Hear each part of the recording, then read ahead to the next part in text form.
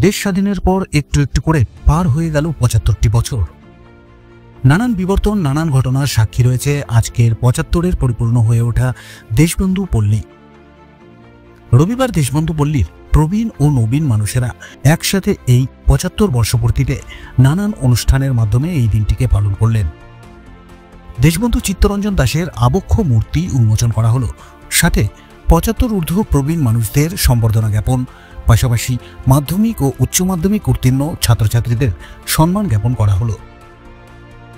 উপস্থিত ছিলেন ব্যারাকপুরের পৌরপ্রধান উত্তম দাস, ৪ নম্বর ওয়ার্ডের পৌরপিতা সত্যজিৎ আচার্য, ব্যারাকপুরের গান্ধী মিউজিয়ামের ডিরেক্টর ডক্টর প্রদীপ ঘোষ সহ প্রমুখ ব্যক্তিরা।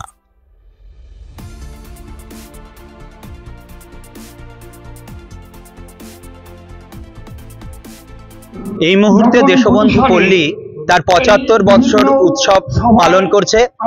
১৯৪৮ সালে আমাদের পল্লী স্থাপিত হয়, কিন্তু ১৯৪৯-এ আমরা কোর্টের ডিক্রি পাই।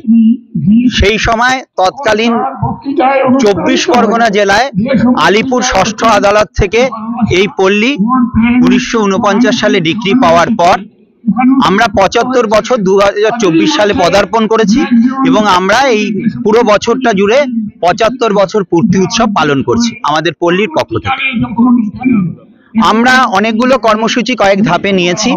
ইতিমধ্যেই জানুয়ারির ১ তারিখ আপনারা দেখবেন আমাদের মাতৃসদন হাসপাতালের সামনে আমাদের আলোক স্তম্ভ ইতিমধ্যেই উন্মোচিত হয়েছে এবং আপনারা আজকে দেখতে পাবেন যে প্রখ্যাত শিল্পী আমরা আজকে তার দেশবন্ধু চিত্তরঞ্জন দাশের মূর্তির উন্মোচন করেছি।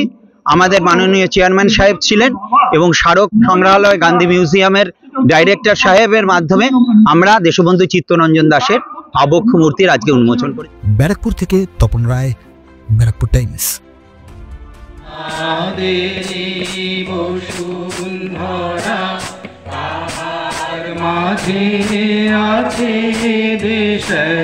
সকল দেশের সেরা।